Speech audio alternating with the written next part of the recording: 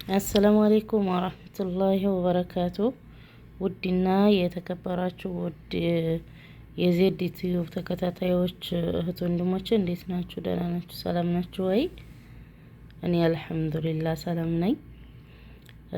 አህለን ወሳህለን አዲስ ገቢዎች ሰብስክራይብ፣ ላይክ፣ ሸር እያደረጋችሁ አሳድጉኝ ማለት ነው እና ዛሬ ወደ ኤምባሲ ሳይሆን ጀዋዛት እየሄድኩ ነው። ያው መጀመሪያ በመንገድ ነው የጀመርኩት ማለት ነው። ሪከርዴን አፍ በሉና ጀዋዛት የኢቃማ ጉዳይ አስተካክሊ ብለው ወደ ጀዋዛት ልከው የነበረ ያው አሁን በምህረት አዋጁ ሁላችንም ኢቃማ ለማሰራት እየተሯሯጥን ነው ማለት ነው። እና እህት ወንድሞቼ በተለይ እህቶች ማለት ነው እንደኔ አይነት ኢቃማ ለማሰራት ወይ ቀልባችሁ የተንጠለጠለ ወይ ይሳካል ብላችሁ የምትለፉ ሁላችሁም እህቶች አላህ ያሳካላችሁ። እና ይሄው እንደምታዩት መንገድ ላይ ነኝ። ወደ ጀዋዛት እየሄድኩ ነው። ወላሂ ጀዋዛት ምን እንደሆነ አላቅም፣ ግን ካሁን በፊት የዛሬ አመት 2 አመት አካባቢ ኢቃማውን ይዤ ስለነበር የጠፋሁት አስጠይቄ ነበርና ጀዋዛት ግዴታ ወደ በላገል ኽሩብ ሲያረገኝ ሰውዬ ወደ ዋና አሚሮች ስላደረሰው ኢቃማዬ የሚስተካከለው አሚሮች ጋር ነው። እሱም ደግሞ ራሱ ከፊሉ 1000 ብር ከፍሎ ነው ብለው የነበረና የዛሬ አመት 2 አመት አካባቢ ነው ጠይቄ ነበረ። ሰውየውንም ተናዙል እንዲሰጠኝ አስተካክሎ ጠይቄው ነበረ። ግን ሳይስተካከል ዛሬ ደርሶ ዛሬ ደግሞ አላህ ለኛ ፍቃዱን አመጣና እንዲናወርድ ወይ ደግሞ ተናዙል እንዲናደረግ ተፈቀደልን ማለት ነው። እና በዚህ ምክንያት ቢሮ ሄድኩኝ። ያው በማሰሳት ነው አብዛኛው ከፊል ለሌለን ቢሮ ላይ ሄደን ነው መጠየቅ የምንችለው። እና ቢሮ ላይ ሄጄ ጠይቄ ሁሉም ተስተካክሎ አብሽር ሁላ ከፍቼ ነበረ። ግን ምን አለኝ ኢቃማሽ አሁንም መስተካከል አለበትና ጀዋዛት ዴሽ አስተካክል ያለኝ ሰውየው ማለት ነው ቢሮ። እና ተነስቼ ጀዋዛት ሄድኩኝ። ዛሬ እየሄድኩ ነው። ይሁን እንደምታዩት መንገድ ላይ ነኝ፣ ጉዞ ላይ ነኝ ማለት ነው። ያው መንገዱ እርግጥ ይረዝማል፣ ግን አጠር እያረኩኝ አሳያችኋለሁኝ። እና እዛ ስደርስ ደግሞ ምን እንደሚፈጠር ያው መቀረጽ አልችልም በእርግጠኛ፣ ግን በድምጽ ነግራችኋለሁኝ ማለት ነው ምን እንደተፈጠረ። እና በዚህ አጋጣሚ ለሁላችሁም እህቶቼ የቤተሰብ የእናት የአባት የሀገር የልጅ የሁሉም ናፍቆት ያለብን በጣም ብዙ አመት ይሆነን ይህን እድል ስንጠብቅ የነበረን ሁላችሁንም አላህ ያሳካላችሁ፣ ራህመቱን ያወርድላችሁ። አላህ የኔንም እንዳሳካልኝ በዱዓችሁ አትርሱኝ ማለት ነው። የእውነት ግን በጣም ዱዓ አስፈልጎኛልና እህቶች ዱዓ አድርጉልኝ። አላህ አሳክቶልኝ ልጅንና እናቴን ባይ በጣም ደስ ይለኛል። እንዲያሳካልኝ ደግሞ ዱዓችሁ ያስፈልገኛልና ዱዓ አድርጉልኝ፣ በዱዓችሁ አትርሱኝ። ለሁላችሁም ደግሞ መልካም ምኞቴን እገልጻለሁኝ። አላህ አሳክቶላችሁ ከቤተሰቦቻችሁ ደርሳችሁ የምንመለስበት ወይ ደግሞ ይሄን እድል የምንጠቀምበት አላህ ያደርገን። አላህ ያሳካላችሁ ማለት ነው። ያባፊላ ያው እንግዲህ መንገድ ላይ እያቋረኩ ነው እየቀረስኩ ያለሁት።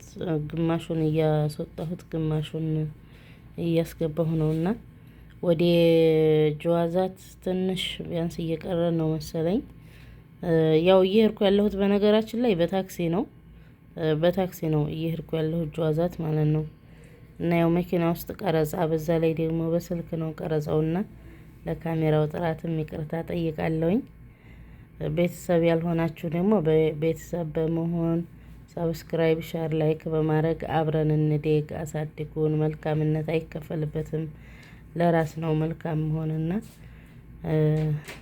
ሸር፣ ሰብስክራይብ፣ ፎሎ እያደረጋችሁ ማለት ነው። ሌላ ግን እዚሁ አያይዤ ልነግራችሁ የምፈልገው ነገር ማለት ነው ሀባይብ፣ አብዛኞቻችን አብሽር ለመውጣት እውነት ለመናገር ካሁን በፊት ይህንን ሀሳብ ሳይለቀቅ ወይ ደግሞ ይህ ሀሳብ ሳይኖር በፊት አብሽር ለማውጣት ብር ይከፈላል ያለኝ ሰው ነበረና ያው ሰውን እያደረም ትታዘባላችሁ። የምር አብሽር እንዴት ነው የሚወጣው፣ በምን ሁኔታ ነው፣ ምን በማድረግ ነው፣ ምን ስናረግ ነው ምናምን እያልን አንዳንድ ኢንፎርሜሽኑን በምንጠይቅ ጊዜ በተለይ ሀበሻ የምር እኔ እንጃ ምን እንደሚጠቀሙ አላውቅም፣ ግን ብር ይከፈላል በስመ አድርገሽ ነው እርግጥ ሳህ ግን ብር ከፍለሽ ነው ምናምን ያሉኝ ወንድሞች አሉ። ያ ሁሉንም አይጠቅስም፣ ግን እኔ ጠየቅኩት እንደዚህ ያለኝ ሰው ስላለ ነው። እና እንትን አብሽር ለማውጣት ምንም አይነት ብር አያስፈልግም። የሚያስፈልገው የኢቃማ ቁጥር እንዲሁም ደግሞ የእጃችን አሻራ ስልክ ቁጥር ነው ማለት ነው። የእጃችን አሻራ መጀመሪያ የቀኝ ጣት ይጠይቃል፣ ራሱ ያመለክታል። የሚሞላውን የኢቃማ ቁጥር ወይም እንትን ከሞላን በኋላ የእጅ አሻራ የጣት አሻራ ይጠይቃል። የእጃችን ማመልከቻ ጣታችንን እናደርጋለን። ከዛ በመቀጠል ደግሞ የእግራችንን ይጠይቃል። የእግራችን ካደረግን በኋላ ኮድ በራሱ የሚልክልን አለ። ስልክ ቁጥር ጠይቆን ኮድ ወደኛ ይልክልናል ማለት ነው። እና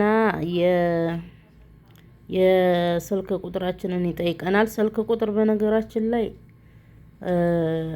ያኔ ቅርብ ጊዜ የገዛ ነው ባይሆን በጣም አሪፍ ነው። ለምን ከተቆረጠ በጣም አስቸጋሪ ነውና ስልክ ቁጥር በኢቃማ የተገዛ ቢሆን ጥሩ። ካለዛ ግን ይዘነው የቆየን ቢያንስ እስከ 6 ወር ያልተቆረጠብን ረዘም ያለ ጊዜ እንዲቆይልን እሱ አይነት ሲም ቢኖርም በጣም የተመረጠ ነው የምንሞላው ማለት ነው።